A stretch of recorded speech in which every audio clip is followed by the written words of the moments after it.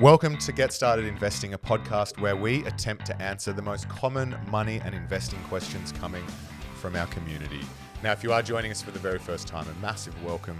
We do strongly recommend that you scroll up and start at episode 1. But if you want to get stuck in today, we're not going to stop you. Now, while we are licensed, we're not aware of your financial circumstances. Any information on this show is for education and entertainment purposes only. Any advice is general. But with that said, my name is Bryce. And as always, I'm joined by my equity buddy, Ren. How are you? I'm good, Bryce. I'm very excited for this episode. We are talking dumb money decisions. Yeah. We've all made them. Even people who tell me on this podcast that they have a perfectly set up savings and investment plan and there's nothing they could do. Not true. Even they have made dumb money decisions in the past. And it's all in celebration of a movie called Dumb Money. Yes, this episode is thanks to Village Roadshow in celebration of the launch of Dumb Money, a brand new comedy from the directors of I, Tonya, based on the insane true story of the GameStop short squeeze. It features a huge cast including Paul Dano, Pete Davidson, Sebastian Stan, Shailene Woodley, America Ferrara, Seth Rogen, and plenty more. And it is in cinemas from October 5th. But the good news is, if you want to see an advanced screening Yes. of Dumb Money, we have 200 tickets to give away. Yes. 25 double passes across 4 cities on the 20th of September. Yes. Is that date right for all cities? Wednesday, 20th of September. Great. For all cities. If you can see the movie a few weeks before everyone else, to enter, hit the link in our show notes. All the information is there. And if you want to know more about the GameStop short squeeze, if you want to be that friend that knows the backstory before you see the movie, head over to Equity Mates Investing Podcast. We do an episode explaining the short squeeze and short squeezes in general. But on this episode, Bryce, we're talking all things dumb money mistakes. We are. So we should make it clear that episode on Equity Mates is dropping this Friday, the 15th. Okay. Head over in a couple of days. Yes. Maybe subscribe now so you don't miss it. And go in the running to win. We'll be there, maybe. We'll be in the Sydney one. Perth, Sydney, Melbourne, Brisbane. I actually don't know if we've secured tickets yet. We hopefully will be there. Hopefully we'll be there But at the we will Sydney not. one. We will not be taking any double passes from the Sydney show. No. We actually won't. We get team tickets as well. So Okay. that's So great. we will be there. We'll be there at Sydney. But anyway, in today's episode, we're going to share some of our dumb money mistakes. And then we've got a stellar lineup of Equity Mates community members who have been brave enough to share their dumb money mistakes. Let's start with us, Ren. What do you got? So my dumbest money mistake is Slater and Gordon. For people who are new to the podcast, welcome. You're about to hear my most well-told story. Yes. Well, not well-told in terms of I deliver it well. Well-told in terms of... Well-trodden. Yeah, I tell it a lot. Yes. I've really made hay from it. But my very first investment was in an Australian law firm called Slater and Gordon. I think I read one article in the Financial Review about it when I was at university. Bryce and I were living in a share house and thought we were Australia's answer to Warren Buffett and Charlie Munger. You always said Not you true. were Warren. Not true. No, anyway, so we wanted to start investing. I bought Slater and Gordon, put $1,000 into it, which was a lot at the time for a uni student. Still is a lot, but imagine how many part-time shifts at the pub or at that furniture warehouse that we worked at. That was good money. That was, yeah. That was a lot. I lost all of it. I went from $1,000 to $12. And at that time, ComSec, the broker I was with, charged $19 for brokerage. So I lost so much money that I literally couldn't sell it. Jeez. Yeah. So that was a real dumb money mistake. Yeah. I mean, in hindsight, but like at the time, it wasn't a dumb decision to try to No. Just Yeah. looking. All right. Silver lining. What have you got? Mine's most recent in super it's really frustrating. And so I had we took a credit card on our trip overseas for Europe because I wanted to rack up the points. Always good to have a credit card as well, I think, just for like major scale emergencies. Yeah, and like car rental Yeah. and hotels. Otherwise, Yeah. they like take that They block. holding charge. Yeah. Some of our car rentals as well, €1,500 block Oh, really? But, like- but you had a credit card. Yeah. But I'm just saying, like, Like the pre-authorization. yeah, Yeah. it's like if you needed that cash. That's why it's good to have one. Anyway, so we were spending on that and we were just transferring from our savings account to top it up. And in the first 2 weeks, I was transferring, couldn't see it coming through BPay onto the credit card. I'm like, oh man, this is super slow. Then I realized what I'd been doing was in the process of transferring through my BPay in my mobile app, I just saw at the top credit card, didn't read it properly, and I was transferring it to a closed Westpac credit card that I did in 2015. Oh, no. And this is to the tune of about $900 by this stage. And so then I'm like, okay, this is really frustrating because I'm overseas. I'm not going to be able to call and deal with the banks. Fortunately, ING, who I was transferring from, have a toll-free number that you can call while overseas for emergencies. So I called them and they're like, oh, it should bounce back. Okay, cool. Whole trip went by, didn't bounce back. I'm like, damn it. Going to Westpac, they are like, the card is so old. Because the thing is, I didn't even know I had this card. It's that old. I'm like, why is this even in my bank account? Well, it must be nice. He has so many cards and accounts that he can't even keep track of them. Oh, well, and I'm just like, what is this card? So I'm going through my emails, 2015. It's so old and has been closed for so long that it's in a legacy system in Westpac that only managers in branches can log into. Are you kidding? No. So I'm calling the call center. And because ING tried to do a trace, they're like, yeah, the money's with Westpac. Westpac responded and said, it is, but we're not going to send it back because of it's so old and stuff. He needs to call us. So I called and they said, it's so old and in a system that we can't deal with over the phone. You need to go into a branch. Oh my God. I've gone into a branch and she's like, I need more details from ING. And now I'm just in this war between ING and Westpac. So you still haven't got it back? No. Oh my gosh. Yeah. And it's all on me by firstly having that BPay payment option still in my bank account. Yeah. That I haven't needed for 7 years or whatever it is, or even longer. And also not actually looking at what I was pressing and I'm just sending to credit card. And I should have just scrolled further down and it was the actual credit card that I needed. Yeah. Okay. Well, that's a good reminder for me and for everyone listening. Clear out your bank contacts. Yes. Yeah. I was like, what is this? Anyway, so I'm still down the money, still chasing it, but I need to go to a Westpac branch. The only time I can go is on the weekend because we're just flat chat during the week. Oh, is this why you've started working from home heaps? Literally. Mondays, work from home, go in the branch. I go in on a Saturday. Managers don't work on a Saturday. Only the managers can do this. And then I'm back in this. We run this business. If you need to go to a Westpac branch, you can go. No, but it's just one of those things where it's like the time that it's going to take to do that. I have other things I need to do more importantly. Okay, Yeah. fair. Send Sasha.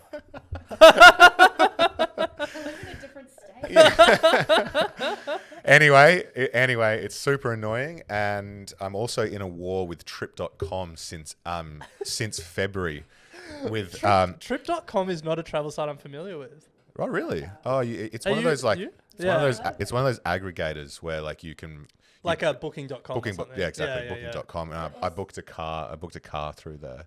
Also, and everything escalates to a war with you. Well, Like, no, it's this not is a just like- this is a serious war. Oh, the Westpac war is a joke war. This is a serious war where I'm currently now getting encrypted letters from ANZ.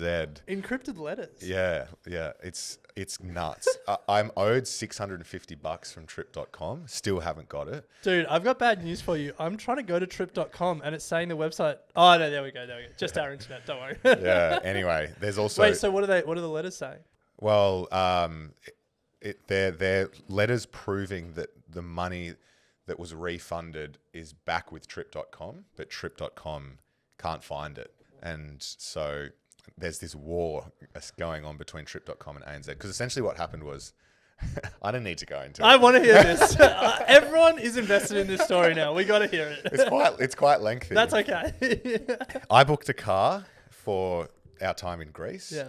I then thought, oh no, it was the first car I booked, and I was like, you know what, and it was a manual. And I was like, you know what? I don't want to go over there, wrong side of the road, crazy driving. And it was actually Italy, 150 Ks an hour, all those ones. I don't want a manual. Yeah. I want an auto just to make it, just so I can get into the rhythm of things. Yeah. Go to trip.com and say, can I change this current booking to an automatic? There was going to be a price difference, which was expected. And they were like, this junior guy on chat at the time was like, the best way to do this is cancel your current booking and rebook. And I said, that's fine. Just letting you know that the card I booked this on is now closed. Dude, stop closing all your cards. The point to that is it's bad to have a credit card while you're doing a mortgage application. And so I was going through mortgage applications, so I closed all my credit cards. Yeah. And I said, I need to You provide closed you... all your credit cards except the one that you took When I overseas reopened and- that like two weeks before. Jesus. And so I said, look, I need to provide you with new details because it's closed. Yeah. He said, no stress. I'll send you a link as soon as we get off this call for you to update your details. And I said, I'm not getting off this chat until you've sent me that email. And he said, no, trust me, I will. I'm like, fine, whatever. Cancelled it, rebooked. An email came through being like, apologies, we can't do that. And so I'm like, and then they send the money, and of course, credit cards closed. Money then... So then it bounces back to them. Well, The irony of, in this case, they sent money to a closed credit card and it goes back to them. In your case, you sent money to a closed credit card and it didn't go back to you. Yeah, I know. Well, the thing is, the policy is you have to wait 30 days for the money to bounce back. I waited 30 days. This is in February. I'm waiting months and months and months. Trip.com keeps saying we can't find it and are giving me all of these codes and stuff to put to ANZ to be like, this is what Trip.com say is the tracking for this money. ANZ are like, those codes are just non-existent. We don't know what they are. Visa then steps in and goes, we can confirm that Visa have sent the money back to Trip.com. I'm then blowing up at Trip.com to the point where I got ChatGPT to write like a threateningly legal, and they hadn't called me at all. The minute I send this like lengthy threatening email from ChatGPT, they call me from Hong Kong or Singapore or wherever they are, just being like, we're so sorry, blah, blah, need to sort this out. Well, hey, just pause there. That's a good lesson for people. If you're struggling with customer service, ChatGPT can write you a legal letter and get someone on the phone. And the whole time I'm like, this is your fault. Like you had a guy on chat who said that you could change it, and they then went through the chat. Oh yeah. And I could prove that it was on them. So then they came back and said, it's wrong. We've fired the guy.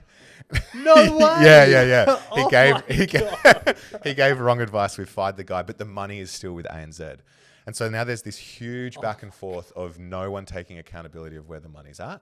And so I'm just at a point where, like, what do you do? ACCC? Yeah, actually. Yeah, because I'm at a point now where it's like no side is taking accountability, but I want my $650 back. And like... Yeah, I mean, we should be clear that like the ACCC has a line for this. Like, consumer protection is one of their key things. Well, so maybe that'll be my next port of call. Yeah, but like you'll call, they'll investigate. Like know. you're not gonna. It's gonna be tough to get $650 back. But like, yeah. Anyway, that's my dumb money, Ren. Unfortunately, two travel-related incidents. One my fault, one the fault of another supplier. But beware whenever transferring money that it's going to the right bank account. Anyway, I actually had a second story, but I feel like you needed the time there. Like it feels like you've really had some of these things pent up for a while, and you needed a platform to share them. Thank you. Should we move to the listeners? Let's move to the listeners. So this wasn't just a Bryce episode because everyone's got dumb money stories and made dumb money mistakes. And so we have reached out to the Equity Mates community. We've got some voice notes that we're going to play. But before then, we called Chloe, who shared one dumb money mistake that she made. All right, cool. So I booked to go to Europe with two other friends, and so there was three of us, and we booked a 2-room kind of accommodation on a sail yacht, and so we were going to third the cost for basically 4 people. Rooms were booking fast, so I decided just to put down the 50% deposit for myself and my friends, and they were going to go and pay me back when they could. A couple of days after that, one of my friends actually pulled out and stopped replying to my messages. And to this day, 6 years later, I'm still out about $1,000 from her. So that was my dumb money story. I mean, you did the right thing, in my opinion, in terms of being the one to foot the bill to start so that others can come on. Are you still friends? I don't think that's a dumb money story. I think that's just a dog story from your friend. Yeah, are you still mates? I can confirm, no. Oh, no. I know. Oh. And actually through that, I realized she didn't pay me back for something else. So it kind of worked, but yeah, we're no longer friends. It is one of those situations, kind of like when you go out for dinner with a big group of people and you get to pay and they're like, we don't split bill, and you're like, damn, someone's got to fork it out. And you just know there's someone in that group who's not going to transfer you back. Yeah. Well, Chloe, we won't get you to name and shame your former friend on the show, but if someone is listening and they still owe Chloe some money, transfer her and maybe we'll be able to host a reunion on the podcast. Perfect. I'd love it. I'll be there. And I think when you transfer Chloe back, make sure you factor in the interest over the last 6 years. Definitely. Love it. Well, thank you so much, Chloe. It was a pleasure to hear from you. Hopefully at some point, in some way, life gives you that $1,000 back. So. Surely. Thanks, guys. Fingers crossed. Fingers crossed. Thanks, Chloe. Great to chat. Thanks. Bye-bye. Bye. Hi, my name is Crass, and this is my dumb money story. When I was in my early 20s, I ended up following the advice or the misadvice, as it turns out, of one of my colleagues. So this is a story of something that you should never, ever do, which is if your colleague tells you that he's got the best stock idea in the whole world, that his brother-in-law, his father-in-law, his mother, his sister, everyone that he knows has invested in it. It's going to be big. You're going to make money. You're going to make 100x. Don't believe it. Run for the hills. Run back to the best strategy, which is dividend stock investing. So don't repeat the mistake that I made in my 20s. It took me 10 years to recover from it, and I'm back on the right path now. Thanks, guys. All the best. Thanks, Crass. I just want to know what stock it is. That's Maybe tough. there's Slater and opportunity Gordon. still.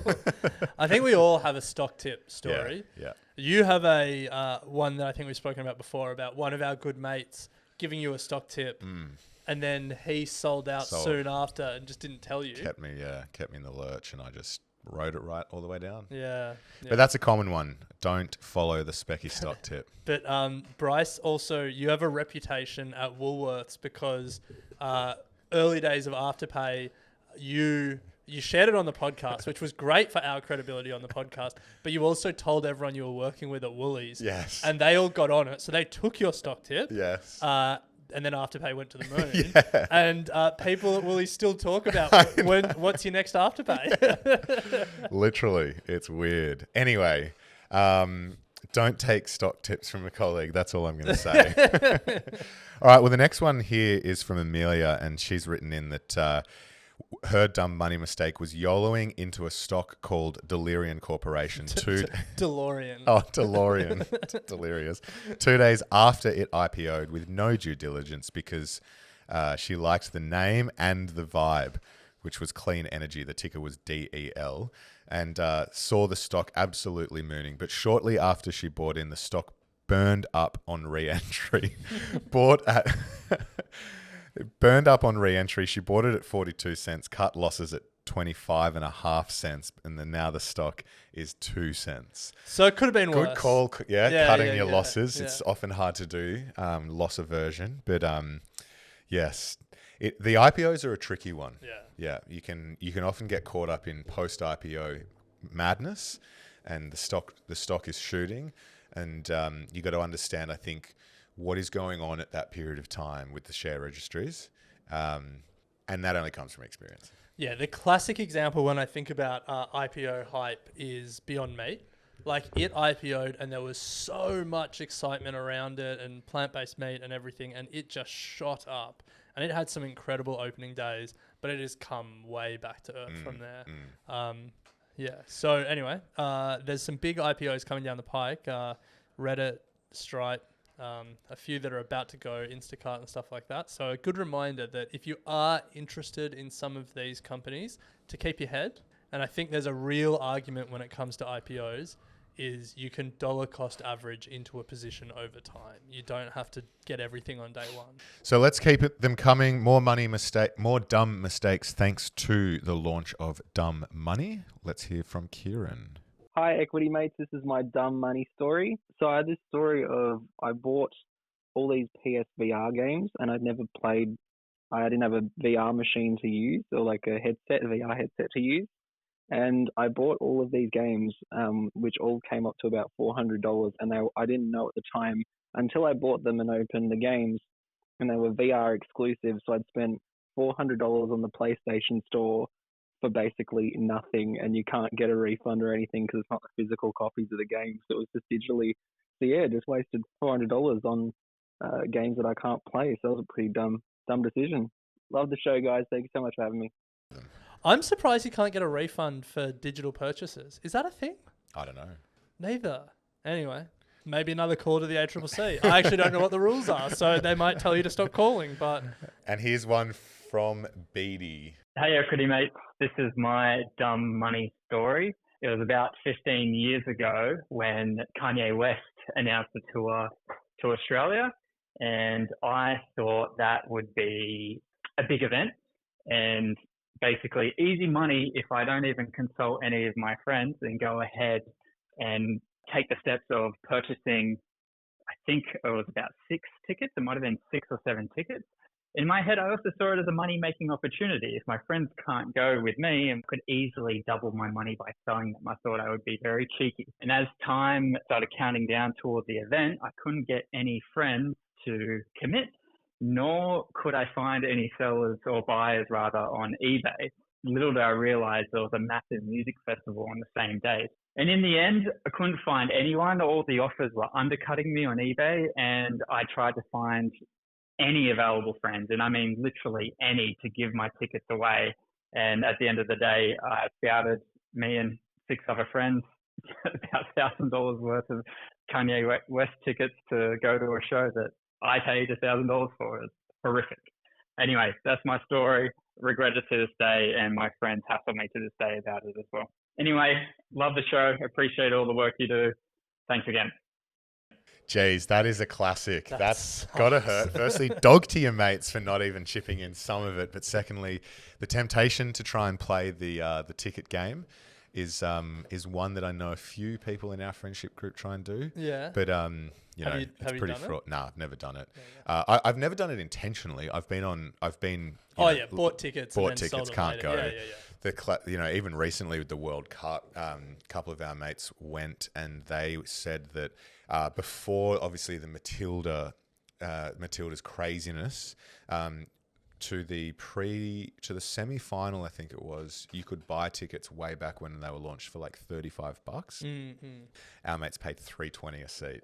Wow. Yeah. So kudos to the guys that sold that. Yeah. Who's giving up the chance? Anyway, let's Yeah. not go there. All right. Well, thank you to all of the community members who have sent in their dumb money mistakes. It was great sifting through them. Please continue the conversation. Come and join our Equity Mates discussion group on Facebook. Sharing our mistakes is one of the only ways that we can all get better. Yeah. Now, Bryce, So- before we go, do you have any other cancelled credit cards that you want to tell us about? You got any other mistakes? No I feel cancelled like credit cards I that feel I'm like in a you've- war with. I feel like you've needed this episode. Well, the saga continues, Ren. Both of the situations haven't been closed out. So I'm still very much in the depths of it. But let Maybe me. this is like the ultimate $100 challenge. I know, God, yeah, I'm essentially about $1,600 short at the moment from this saga with credit cards. So anyway, I'll let you guys know on the $100 challenge when those sagas are finally resolved. But anyway, this episode was in celebration of the launch of Dumb Money, and thanks to Village Roadshow for supporting this episode. The movie is a brand new comedy from the directors of I, Tonya, based on the insane true story of the GameStop short squeeze. Now, it is in cinemas from 5th of October, but as we said at the top, there is a link in the show notes for you to grab tickets to an advanced screening in Sydney, Melbourne, Brisbane, and Perth on Wednesday, the 20th. We'll be at the Sydney one. Hopefully, plenty of other Equity Mates community members will be at those other venues. But Ren, If you're a lawyer or you work for Visa or MasterCard and you want to help Bryce out with his money dilemmas, that'd be good, yeah. Yeah. Or if you work for any of those institutions, then can give me some insight. Anyway. No, say it. The other thing I find really frustrating is you always get a different person when you call the line. Yeah. And so you need, even though all the notes are there, you either need someone, and they all have different levels of training as well. So one week they say, we can't do that. The next week the person's like, oh yeah, we can do that. So it's just like, I don't want to make this like a credit card gripe episode, but I've had a similar issue. When I worked at Coles, I had a Coles credit card, and I want, like, long story short, I won this study tour to go over to the US and do a course at Harvard, but I had to pay for the Harvard course myself and then get reimbursed. But then COVID happened and the study tour got cancelled. So then I needed to get a refund from Harvard, and then trying to get that money off the credit card. There was about a year of exactly what you're talking about there, just like going over the notes, re-explaining the situation. And I've worked in a bank. I know it's not hard. That's the thing. I've worked in a call center, and like it is like there's nothing. It's not their fault. It's like they're picking up something cold. Yeah. But I mean, the execution of what we're asking for is not hard. Oh right. Like Yeah. it's super possible. Yeah. Just do it. Anyway, we'll leave it there. Link in the show notes. Awesome movie. It's a David versus Goliath scenario. We can't wait to see it. We'll see it in the movies. Pick it up next week. Sounds good.